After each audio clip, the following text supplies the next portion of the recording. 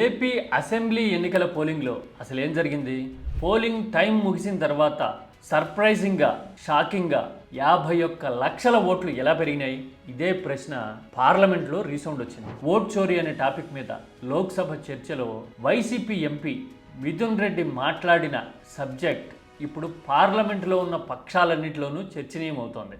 చాలా ఇంట్రెస్టింగ్గా ఓట్ చోరీ నేషనల్ ఎజెండా అని మాట్లాడిన రాహుల్ గాంధీ మహారాష్ట్ర, బీహార్, హర్యానా ఇలా మిగతా రాష్ట్రాల పేర్లు ప్రస్తావించారు కానీ ఆంధ్రప్రదేశ్ ఊసు మాత్రం ఎత్తల. అలా ఎందుకు జరిగింది? రాహుల్ గాంధీ ఏపీలో పోలింగ్ గురించి, ఓట్ల శాతంలో తేడా గురించి ఎందుకు మాట్లాడట్లా అనేది ఒక ఎలిమెంట్. రెండోది, దేశవ్యాప్తంగా ఎస్ఐఆర్ చేయాల్సిందే అని సుప్రీంకోర్టు చెప్తున్న టైంలో ఏపీలో రాజకీయ హీట్ పెరుగుతూ ఉంది. బీజేపీతో పొత్తులో ఉన్న టీడీపీతో పాటు చాలా ఆశ్చర్యకరంగా విపక్ష వైసీపీ కూడా ఎస్ఐఆర్ చేయాల్సిందే ఏపీలో అని పట్టుబడుతూ ఉంది. ఎందుకలా? ఎస్ఐఆర్ చేస్తే గనక ఏపీలో పొలిటికల్ డైనమిక్స్ మారతాయా? కోతపడే ఓట్లలో ఏ ఐడియాలజీవి, అదే ఏ పార్టీ ఓట్లు ఎక్కువ ఉండబోతున్నాయి?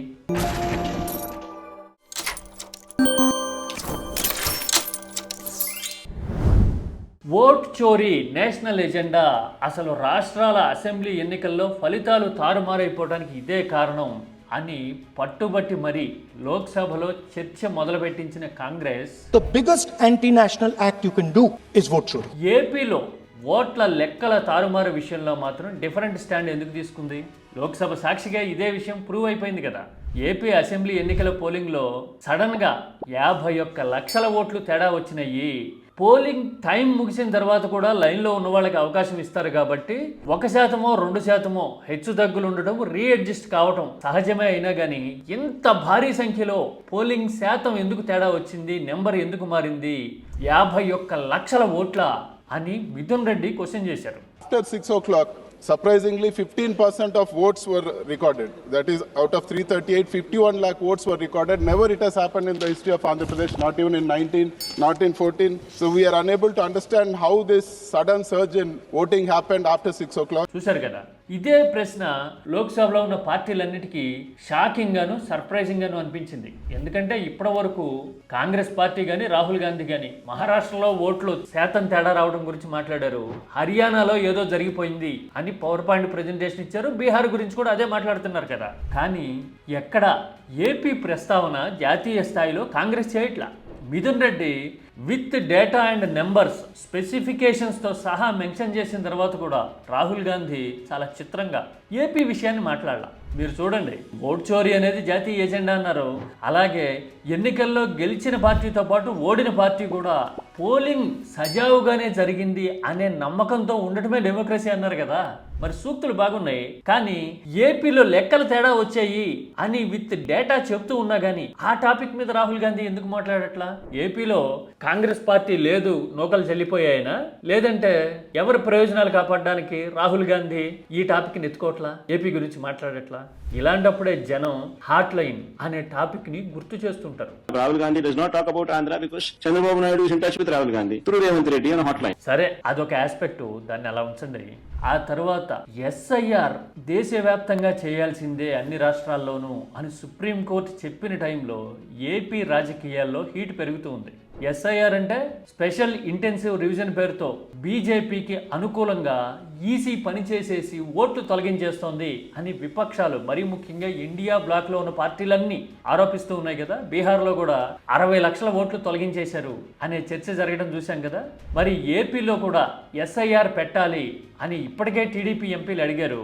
చాలా ఆశ్చర్యకరంగా వైసీపీ కూడా ఏపీలో ఎస్ఐఆర్ చేయండి అని డిమాండ్ చేస్తూ ఉంది. ఇది ఇంట్రెస్టింగ్ ఎలిమెంట్.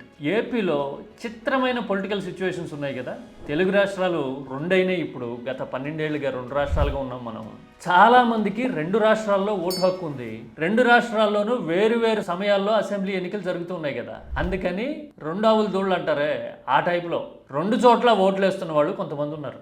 వీళ్ళు 50 లక్షల నుంచి 70 లక్షల వరకు ఉండొచ్చు అనే చర్చ ప్రతిసారి జరుగుతూ ఉంటుంది.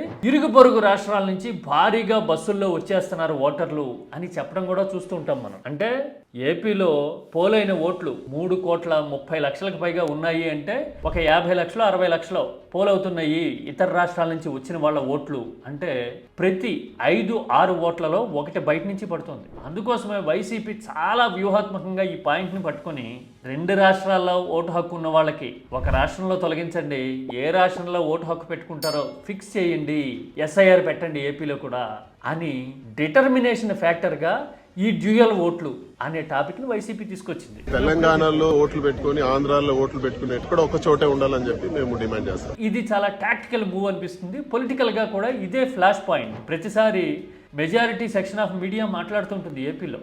హైదరాబాద్లోనూ తెలంగాణలో ఉన్నవాళ్ళు వచ్చేసి ఫలానా పార్టీకి ఓటేసేయబోతున్నారు, అందుకోసమే మొమెంటం ఇలా ఉంది అని రాయడం చూస్తుంటాం. 2024 ఎన్నికల్లో కూడా అదే హైప్ క్రియేట్ చేసి ఒక పబ్లిసిటీ మాడ్యూల్ని తెర మీదకి తీసుకురావడం చూసాం. అంటే వాళ్ళందరూ వచ్చేసి ఓటేసేస్తారు, ఫలానా పార్టీ గెలిచేస్తుంది అని చెప్పడం కనపడుతూ ఉంటుంది ప్రతిసారి. పైగా మా ఓట్లు అక్కడ కూడా ఉన్నాయి, మేము డిసైడింగ్ ఫ్యాక్టర్ అని తెలంగాణలో కూడా ఏపీలో ఉన్న పార్టీ ప్రచారం చేసుకుంటూ ఉంటుంది. తెలంగాణలో కనీసం బరిలో దిగే సాహసం కూడా చేయదు బై ఎలక్షన్ అయినా కానీ ఇలాంటి ప్రకటనలో మేకపోతు గాంభీర్యాలు మాత్రం చూపిస్తూ ఉంటారు కదా, మా ఓట్లు అక్కడ కూడా ఉన్నాయని. ఇలాంటివన్నీ ఒక్క దెబ్బతో తెలిపోవాలి ఇప్పుడు అనే ఉద్దేశంతో చాలా వ్యూహాత్మకంగా వైసీపీ ఎస్ఐఆర్ పెట్టండి, డ్యూయల్ ఓట్లని డిటర్మైన్ చేయండి అని అడుగుతూ ఉంది.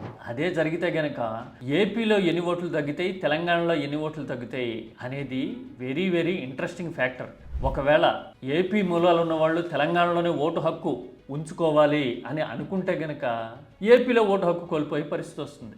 లేదు ఏపీలోనే ఓటు హక్కు ఉండాలంటే తెలంగాణలో ఓటు ఉండదు. ఇంకా you have to choose one. ఎందుకంటే ఉంటున్న ప్రాంతమా పుట్టిన ప్రదేశమా అనేది తేల్చుకోవాల్సిన పరిస్థితి ఎస్ఐఆర్తో వచ్చే అవకాశం ఇప్పుడు ఖచ్చితంగా కనబడుతోంది. ప్రస్తుతం ఏపీలో లేటెస్ట్ లెక్కల ప్రకారం 4,10,00,000 అంతకంటే ఎక్కువ ఓట్లు ఉన్నాయట. వచ్చే ఎన్నికల నాటికి ఈ నెంబరు ఇంకొక 20 లక్షలు 30 లక్షలు పెరుగుతుంది అనుకుందాం.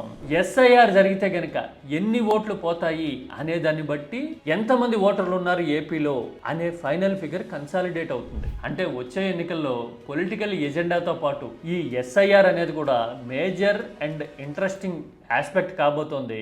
ఆ తర్వాత ఇప్పుడు ఓట్ చోరీ ఎజెండా గనక జనం మీద గట్టిగా పనిచేసి మన ప్రమేయం లేకుండా ఎన్నికల ఫలితాలు వచ్చేసాయి, తారుమారైపోయింది రాజకీయ జాతకం అని భావిస్తే గనక వచ్చేసారి ఏపీ అసెంబ్లీ ఎన్నికల్లో ఓటింగ్ శాతం గతంలో జరుగుతున్నట్టుగా 79-80 కాకుండా అంతకంటే రికార్డు స్థాయిలో 90% టచ్ అయ్యే అవకాశం ఉండొచ్చేమో చూడాలి మరి. అయితే ఇక్కడ కాషియస్గా చాలా జాగరూకతతో ఉండాల్సిన పాయింట్ ఏంటంటే ఎస్ఐఆర్ తర్వాత ఎవరి ఓట్లు ఉన్నాయి ఎవరి ఓట్లు పోయాయి అనేది జనమే డిటర్మైన్ చేసుకోవాల్సి ఉంటుంది. ఎందుకంటే ఎస్ఐఆర్ మీద దేశవ్యాప్తంగా రకరకాల క్వశ్చన్స్ ఉన్నప్పుడు ఆ మాత్రం జాగ్రత్త ఉండాలి కదా. మీరైతే ఏమంటారు? 51 లక్షల ఓట్లు తేడా ఎందుకు వచ్చింది అంటే ఏం చెప్తారు?